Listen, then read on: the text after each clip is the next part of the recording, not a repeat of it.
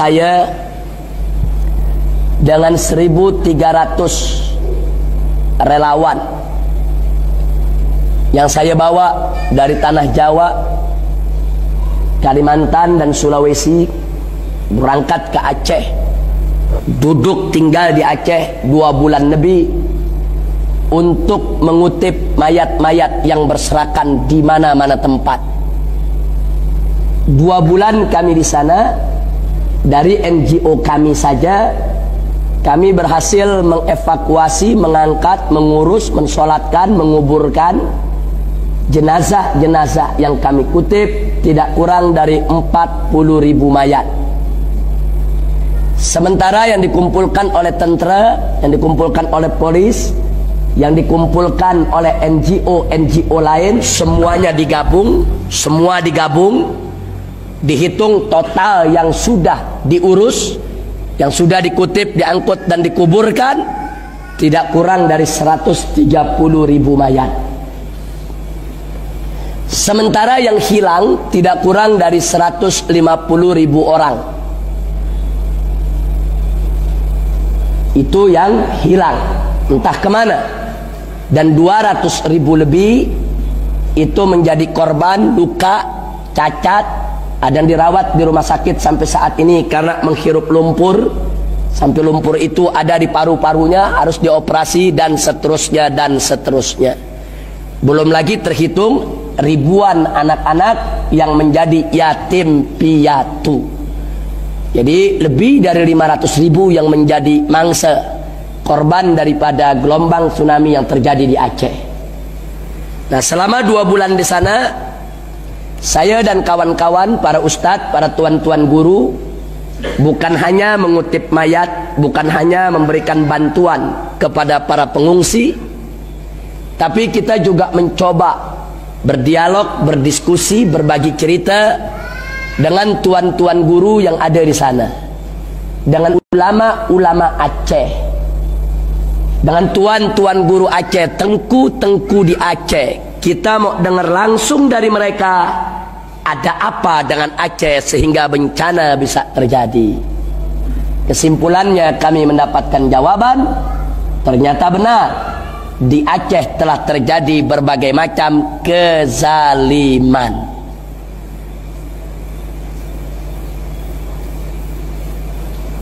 Memang Aceh diberikan syariat, tapi pada saat yang sama ada pihak-pihak tertentu yang sengaja berupaya untuk membuat Aceh tidak berjaya menerapkan syariat Islam.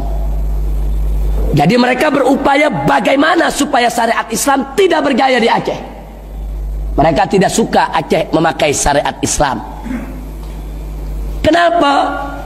Karena kalau Aceh berjaya menggunakan syariat Islam, maka akan muncul provinsi-provinsi lain di Indonesia yang juga minta diterapkan syariat Islam. Saat ini yang sudah minta dalam senarai provinsi-provinsi yang sudah meminta syariat Islam itu cukup banyak.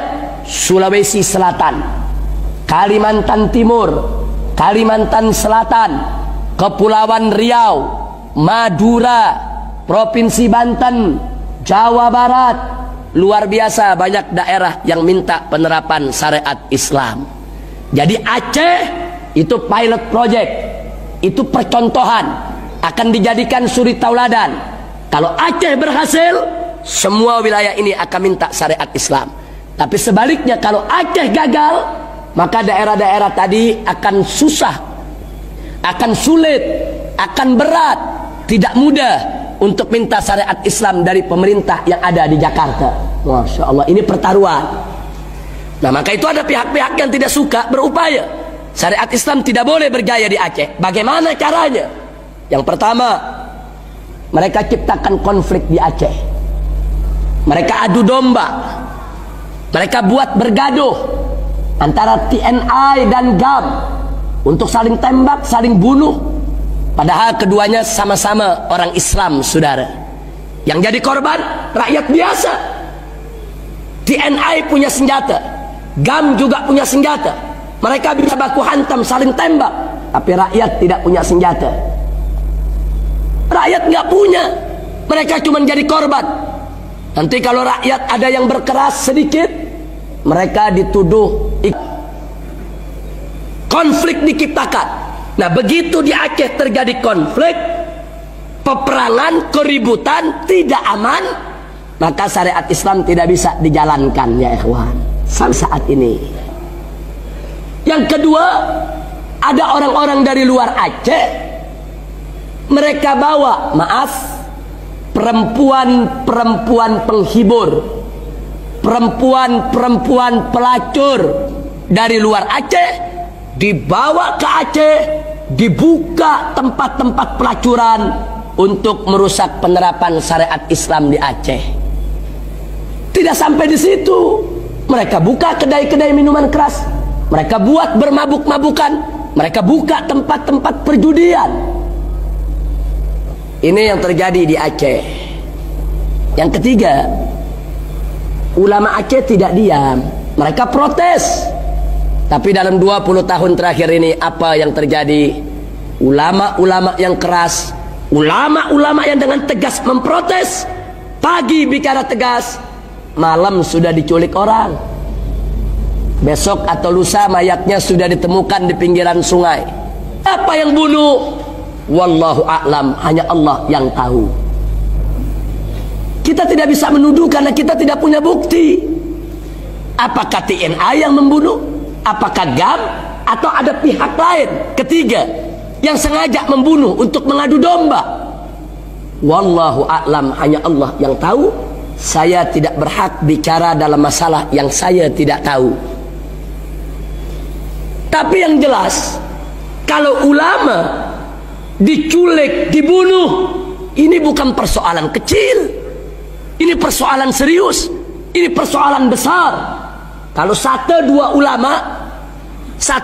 ulama mungkin kita anggap persoalan itu masih biasa. Tapi ini yang diculik bukan 1-2 ulama, puluhan, ratusan ustadz-ustadz di surau-surau, di masjid-masjid, di madrasah-madrasah, di dayah-dayah.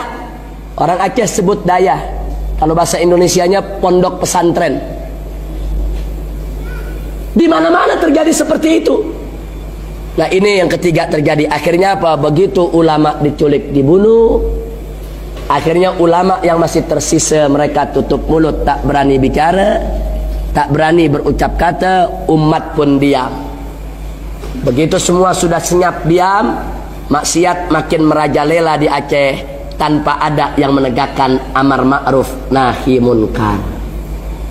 Itu persoalannya yang ada di Aceh. Karenanya jawaban kita, kenapa harus terjadi di Aceh? Pertama, Aceh adalah Serambi Mekah, Nanggro Aceh Darussalam. Demi Allah, Allah tidak akan ridho, Allah tidak ridho suatu wilayah yang disebut Serambi Mekah, Nanggro Aceh Darussalam, yang disebut sebagai wilayah syariat, tahu-tahu dirusak oleh maksiat, dikotori oleh tangan-tangan jahat. Allah tidak ridho. Maka itu Allah kirim bencana ke Aceh. Artinya apa? Dengan bencana tersebut Allah ingin menyamak semua kemaksiatan yang ada di Aceh. Allah ingin bersihkan Aceh dari segala kemaksiatan dan kemunkaran. Buktinya tempat-tempat maksiat di Aceh rata semuanya. Masya Allah. Jadi Allah yang turun tangan. Ini wilayah syariat, ini Serambi Mekah. Oh, kau mau coba-coba kotori dengan maksiat? Allah kirim tenteranya, Allah kirim gelombang tsunami, disamak Aceh, dikuliti, dibersihkan. Masya Allah. Itu jawaban yang pertama. Yang kedua, Allah pernah berfirman dalam hadits qudsi. Apa kata Allah? Man adali waliyan faqad adzantuhu bil harbi. Barang siapa yang mengganggu aku punya wali, kata Allah, maka niscaya aku umumkan kepada orang tersebut bil harb, dengan peperangan. Masya Allah. Saudara, Allah mengumumkan perang kepada siapa saja yang mengganggu wali Allah. Siapa itu para wali Allah di atas muka bumi ini? Para wali Allah adalah ulama-ulama yang soleh, ulama-ulama yang istiqamah, ulama-ulama yang tidak menjual agamanya dengan dunia, ulama-ulama yang tidak bisa dibeli dengan urusan dunia, ulama-ulama yang lurus, ulama-ulama yang takut kepada Allah subhanahu wa ta'ala. Nah, saya yakin di antara ulama-ulama yang diculik, dibunuh di Aceh, ada sebagian mereka memang wali Allah. Allah cinta mereka, Allah sayang mereka, dan Allah tidak ridho mereka diganggu, diculik, dibunuh. Allah sudah berikan waktu buat ulama lain untuk bicara, protes. Allah berikan sedikit waktu, 10-20 tahun, untuk umat Islam di Aceh memperbaiki diri, untuk memprotes kalau ulamanya dibunuh. Tapi karena mereka semua sudah diam, mereka semua sudah ketakutan, mereka semua sudah diteror, Allah yang turun tangan. Allah kirimkan tsunami. Mana itu yang menculik ulama? Mana itu yang membunuh ulama? Mana itu mereka yang punya senjata? Mana itu mereka yang menakut-nakuti umat, yang membunuhi ulama? Mana? Digulung semua oleh gelombang tsunami. Masya Allah. Nah, jadi sekali lagi jelas bagi kita bahwa gelombang tsunami yang terjadi di Aceh ada sebab, bukan tidak.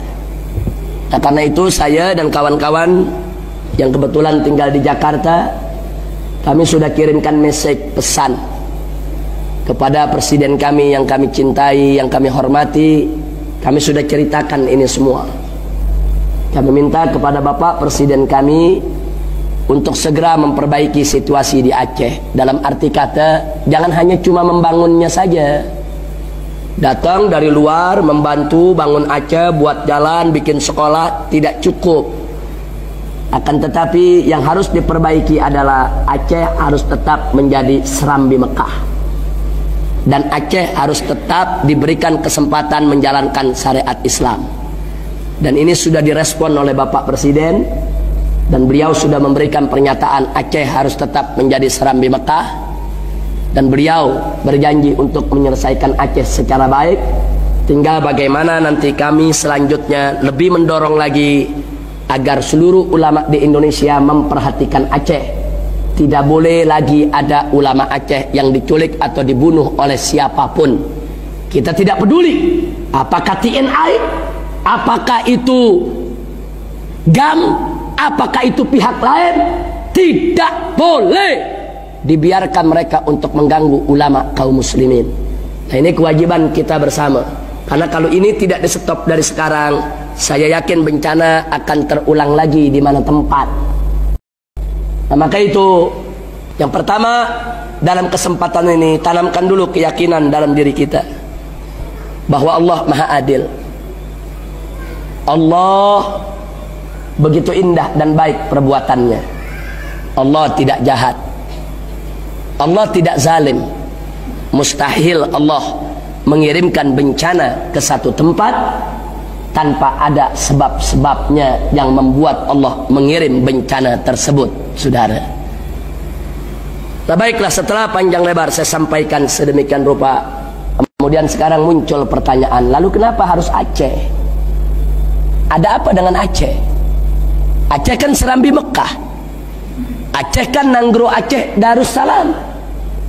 Aceh itu kan satu-satunya provinsi di Indonesia yang telah diizinkan oleh pemerintah Republik Indonesia untuk menjalankan syariat Islam.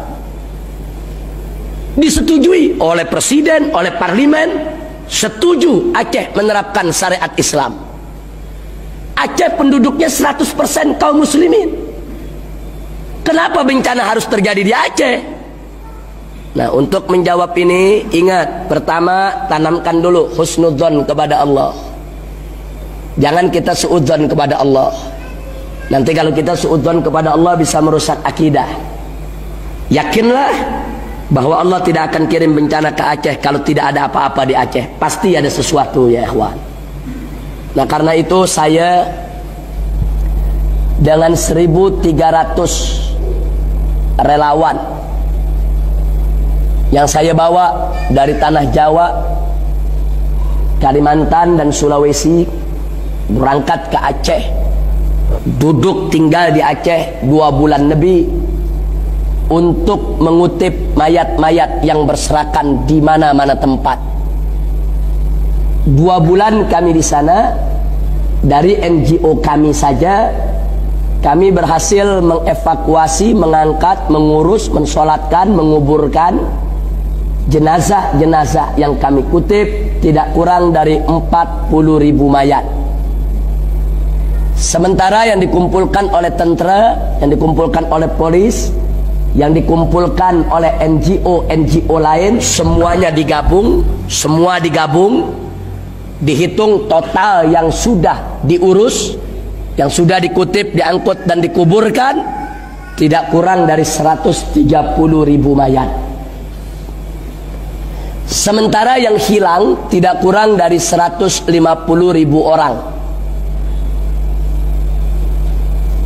Itu yang hilang, entah kemana. Dan 200.000 lebih itu menjadi korban luka, cacat, ada yang dirawat di rumah sakit sampai saat ini karena menghirup lumpur, sampai lumpur itu ada di paru-parunya, harus dioperasi dan seterusnya dan seterusnya.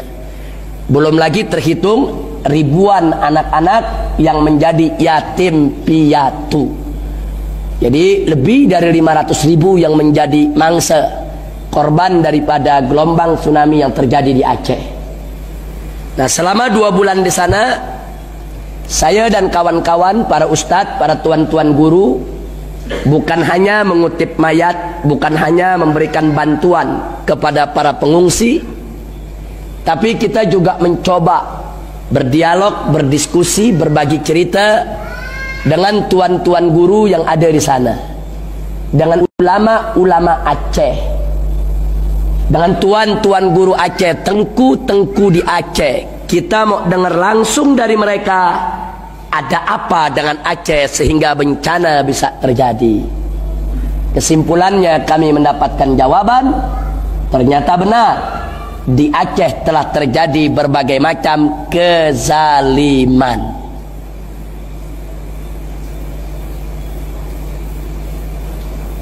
Memang Aceh diberikan syariat, tapi pada saat yang sama ada pihak-pihak tertentu yang sengaja berupaya untuk membuat Aceh tidak berjaya menerapkan syariat Islam.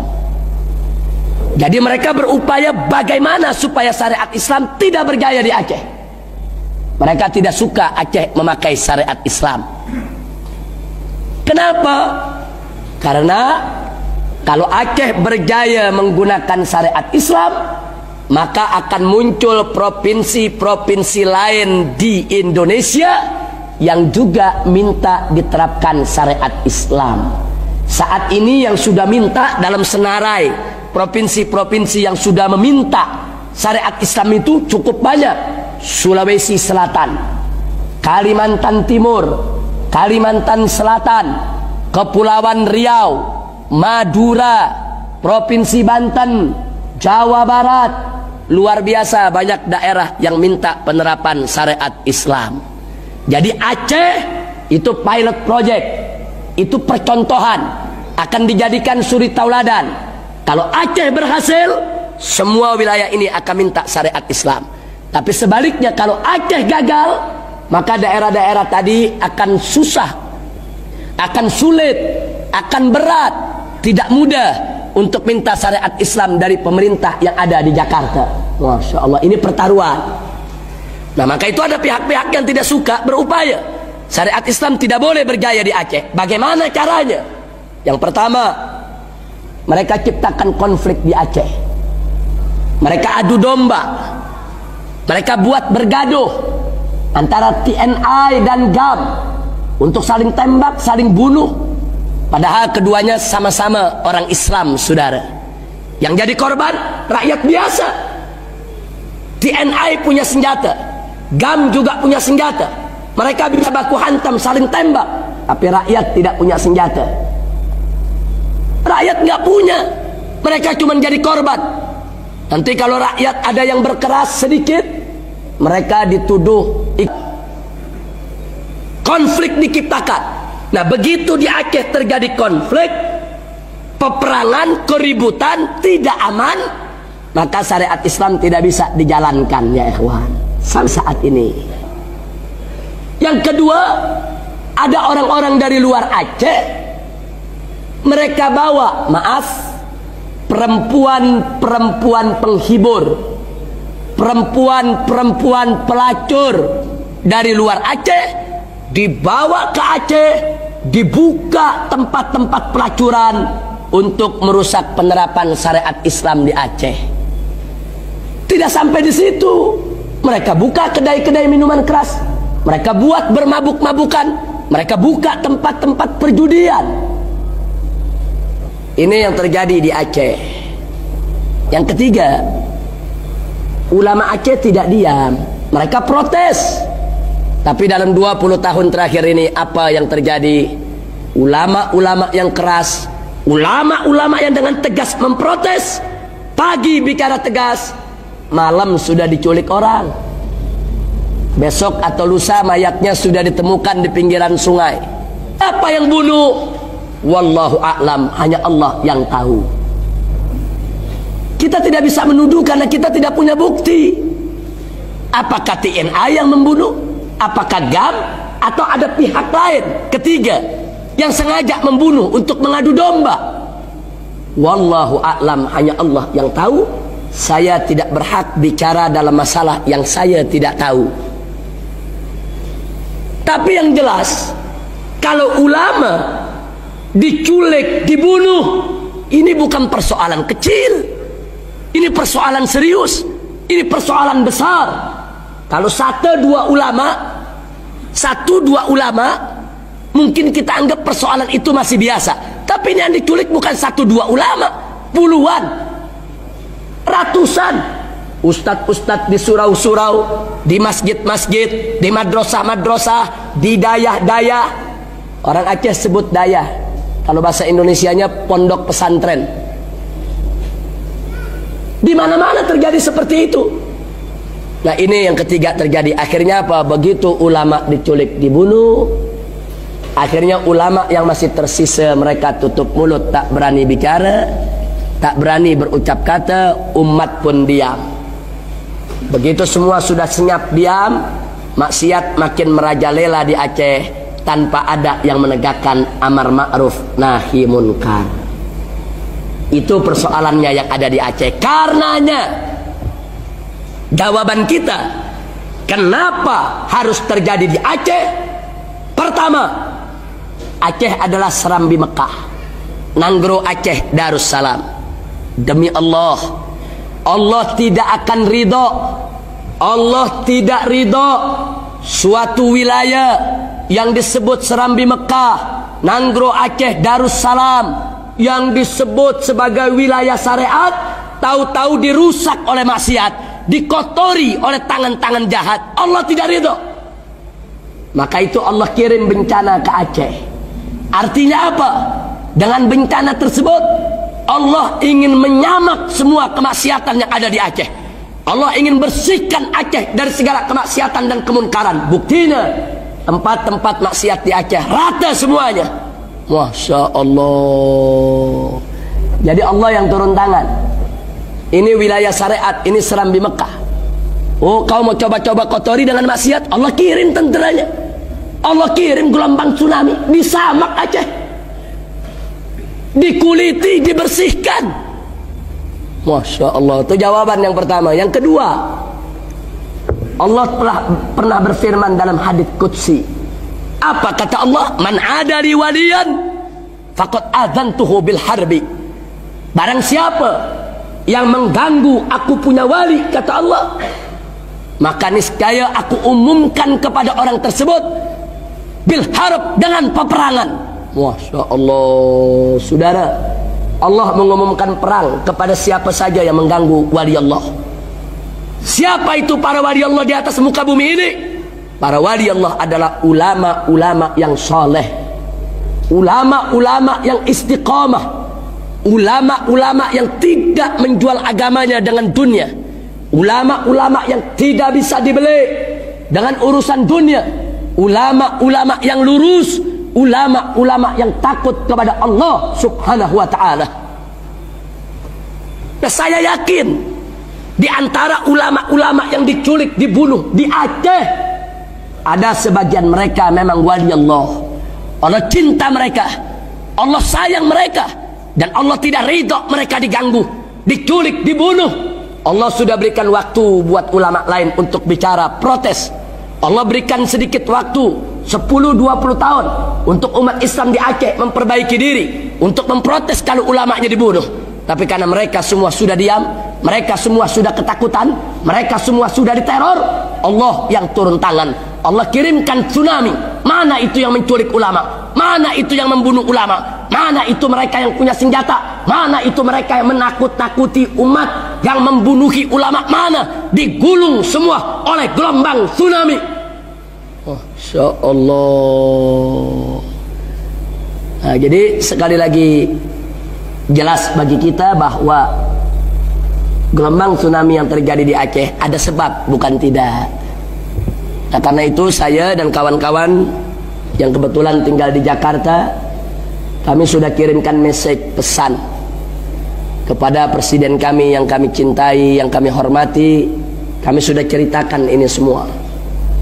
Kami minta kepada Bapak Presiden kami untuk segera memperbaiki situasi di Aceh. Dalam arti kata, jangan hanya cuma membangunnya saja.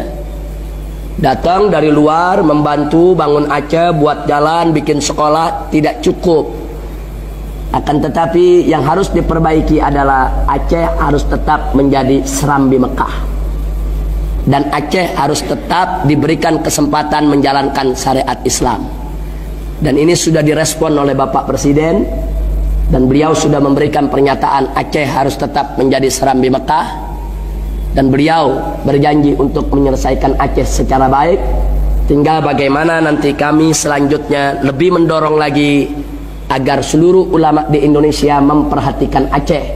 Tidak boleh lagi ada ulama Aceh yang diculik atau dibunuh oleh siapapun. Kita tidak peduli apakah TNI, apakah itu GAM, apakah itu pihak lain. Tidak boleh dibiarkan mereka untuk mengganggu ulama kaum muslimin.